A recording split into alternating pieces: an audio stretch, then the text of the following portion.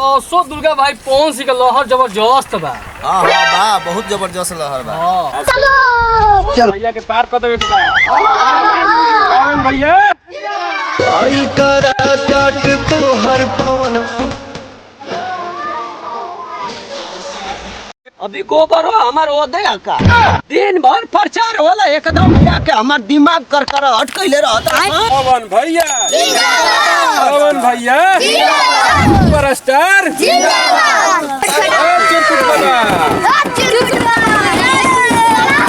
चुटकुल बाबा पवन भैया क्या तू साइड में जा प्रचार में यहाँ काइल भाई एकदम दिन भर साला फटकैले रह प्रचार जोड़ा ना तनी चिरकुट बाबा उसना आशीर्वाद दो आशीर्वाद दो हमारा स्टार पवन सिंह के हम निकाल बिना प्रचार करे उनकरे संगे हमरा आता ही। सो दुर्गा भाई कौन सी का लहर जबरदस्त बा। हां बा बहुत जबरदस्त लहर बा। हमके भाई आशा बा कि कौन सी मार ली हम भाई। हां कौन सी निकल जी हन हो सुपरस्टार पवन सिंह। अरे मतलब हऊ रहत झगड़ू कौन सी संग रहत मतलब एक दिन हमियो के लिए जितन तनी हरियर हरियर मिल खाए पिए के एकदम और बड़ी उछे ना खाता उनकरा से। सीना अच्छा वही हन उनकरा संग मिल लिहल जाई। चाहते नहीं खरे घड़ी हमी से ना भेट लिहल जाई। लेकिन कौन सी के प्रचार में लागल बा। अच्छा हां समय हो गया देखा जा असो पवन भैया के पार कर देबे के बा। पवन भैया सुपरस्टार सुनो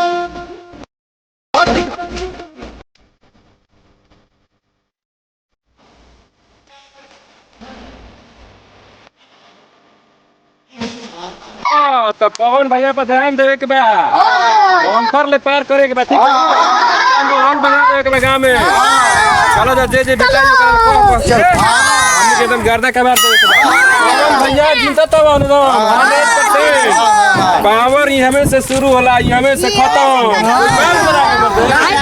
ना चलो जा तब तो चले को हमियो के तनी एक दो दिन घूम घाम लिया। हां गांव में घूम लिहल जाओ। तबे पवन भाई से तू रही कि कब लगल जाई के भाई हमार हई चाहिए। अच्छा विकास खातिर अब का घूमल जी तबे न होई। पवन भैया जिंदाबाद पवन भैया जिंदाबाद तैयार सगरो लहर चढ़त हुए हमनी के हमने तैया ना अरे होने गांव में गइल जा चाचा चाची दादा दादी यहाँ तक कि पतो जवान नौजवान सब देखत हती हती लइका ही सब फुटेरिया के घरे गई रही कुल तैयार बा ओसन। हां सब तैयार बा सब तैयार ना सो पवन से के तो लहर बा अरे महाराज पावर ही हमें से खत्म है हमें से शुरू है खत्म सब होला। तो हमारे गांव में ना हां एगो चुकुट बाबन गांव के मेन चुकुट बानू चल उनका से बतिया लिया कुछ माल पहनते तुम का ना आ चतुर है ना वो हां तन कहां दलन है से हां देखी वो पूरा गांव अकेले पूरा जिला जवाब अरे वो ठीक बा काम ना जरूरी बा पहले उनका जितना झोपड़ी बा ना महाराज हम जी में ले तनी पावर स्टार संग रहती त हम ना जानतनी एकदम पूरा गार्दा कबार दे एक बार सारा गांव में जेकर लिस्ट में बा बिगाड़ू भाई तू देखो मुर्गा भाई जितना आदमी बा ना सब कोई के एकदम झाड़ के वोट दिवा देवे के बा। अच्छा चल चुकुट बाबा देखो लहर चलता जेकरा के जे जीतता ओकरा के जिता दो जा हम कहो का बाबू पावर स्टार जीतता भाई जीतता ना तो घरे जाके अपन आजी ले चाची ले जे भी बा पूरा कह दिया जाए कि पवन भैया निकल तड़न आगे कोई नहीं है टक्कर में कोई नहीं है टक्कर में पावर स्टार सबसे ऊपर चल रहा है ठीक ना। तो सब कोई भैया मिल के अपन देखिया जा जो तो हम बाई ना मर्द सब काम होई जो बजा हम करावे के जिम्मा ले तनी ठीक बा भैया कह देले बहन ना पवन भैया कहले बहन चाचा चाची दादा दादी सब के तैयार करके टंच रखा जा जेकर जवन काम होई ताल ठोक के होई समझला जा ना एकदम सोचे के नहीं के एकदम गर्दा कबारते हुए सारा काम होगा। तो चल चुकुट बाबा फिर तनी हां चलो भेंट कर लिया जावे यही करी प्यार लेके बात देवे के एकदम चलो चलो जा अभी गोबर हो हमार ओदे का दिन भर प्रचार होला एकदम या के हमार दिमाग कर अटकैले रहता इनकर जय उनकर जय सब आदमी के जय जय एकदम कैले रहे। अभी हमार गोबर है नहीं है तनिको सुतल हमार मड़ई में एकदम आफत कैले आवस। अच्छा उनको बुझाते नहीं प्रचार करता सन दिन भर प्रचार। अभी मजा आएगा ना भिड़ो। A few moments later. पवन भैया पवन भैया सुपरस्टार मतलब चिरकुट बाबा के केने करवा बाबू तनी खटखटावा था। अच्छा चिरकुट बाबा गाड़ू भाई हां चुटकू बाबा के ये हां ये है ना। हाँ, ये है। चुटकू बाबा भाई जी कौन है गोरा दुआरिया पर है? आए हमके पवन भैया का तू साइड बन जा प्रचार में यहाँ काइल भाई एकदम दिन भर हमार सुतल आफत कैले रहता होता। अरे आई है बाहरी आई देखा था रुको जरा सबर करो। हमने के कितना मेहनत से वाला भेंट करे मेरा नाम चलता एरिया में। के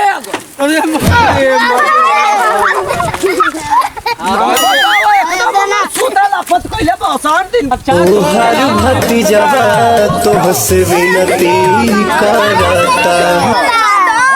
एकदम जियत जगत रह जियो जगत ना ध्यान देवे जबा कहला हम बिगाड़ू भाई ना।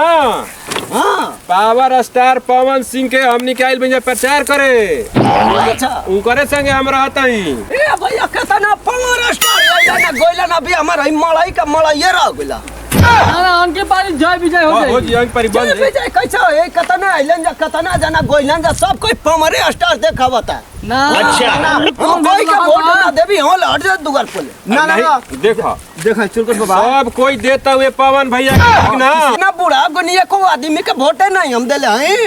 अरे भैया तारा अरे बार पागल है बूढ़ा तो बूढ़ा आजाद जी हम कितना वोट मार के आगो नहीं आ देले कोई पावर स्टार है सुपर स्टार नहीं आइला कि तनी दुआर पर भैया, अंके सुना, पारी सुना। पवन भैया के देख के देखा इनका देखो भैया के देख के कितना वैसन सुपर स्टार कम देख लेनी। इनका के वैसने नेता ठीक बा वसन जो चपलूसी बतिया के इनकर वोट ले लेता वसन। हाँ जो पड़ोसी बतिया के एक गो आवत औसन कहत औसन तोहार है एकदम ए जे झांसा देखा तो औसन तोहारे पक्का एकदम कि सबसे पहले तोहरे काम होई क्या में। हाँ सबसे पहले तोहरे काम होई। वैसे वैसे तक कितना आदमी कह के गोइलन कि तोहरे काम हो। ना एक बार फिर देख के देख लो एक बार कैसे देखी हम कितना 10 बार देख क्या बाबू के जीता था पवन भैया जीता था ना। कोई आदमी ले पूछला कौनो आदमी से पवन भैया निकला चार था मिलिया चलो हाँ कोई नहीं पचड़ के आ तोहरो के कह दे चले कॉमेडी ओमेडी के सीन फिल्म में दे दी हम फेमस हो अच्छा। तू हम फिल्म बनाई में मजा जी हम फिल्म में चल जम ना हमके पूरा दुनिया हमके देखी। हाँ अच्छा। फिल्म मिलियन के मिलियन बिलियन जाला। हाँ, आते मिलियन आते मिलियन। सुपर डुपर हिट हो जाला। अरे एजे ले शुरू होला। अच्छा क्षेत्र से लाता वनो अरे अपने से गारे लगते ना अपने क्षेत्र से करा काट तोहर पवनवा घूमी तब तो मजे आ जी आ तारे कह के कॉमेडी के सीन दिवा दिए का हो हां कॉमेडी को हम करी ना बढ़िया हम बढ़िया करना कोई लाइक नहीं नहीं वैसा मत कह पवन भैया तारा के सपोर्ट खाली करियो। मोबाइलवा पर टुकुर टुकुर देख के छोड़ देबे बड़ा मुंह कर अरे तो ना पवन भैया के तार नाम पर सब कोई सपोर्ट करी। अच्छा नहीं ना पवन भैया के नाम पर लाखों लाख व्यू ना आई भैया तो देखिए जाए ये भी सवास पर हम देम बोल आई तार मोबाइल जवान बा हां बन जाएगा चाहिए महल बन जाई कहत है ना।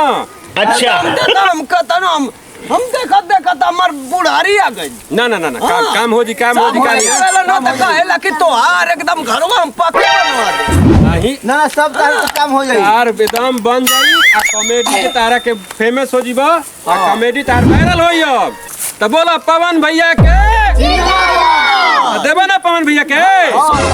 अरे तो चिरकुट में आ गेलन तब तो कोई रोके वाला नहीं है। कोई ना रोक बनी ना तो हम कोई के सब कोई के ना ना बन जी अच्छा एगो वोट ना मिली अर्जी करीले मत करियो ना ना पक्का बनवा लो तो चला बोला एक बार पवन भैया पवन भैया पवन भैया को जिता दो एक बार चला जा आया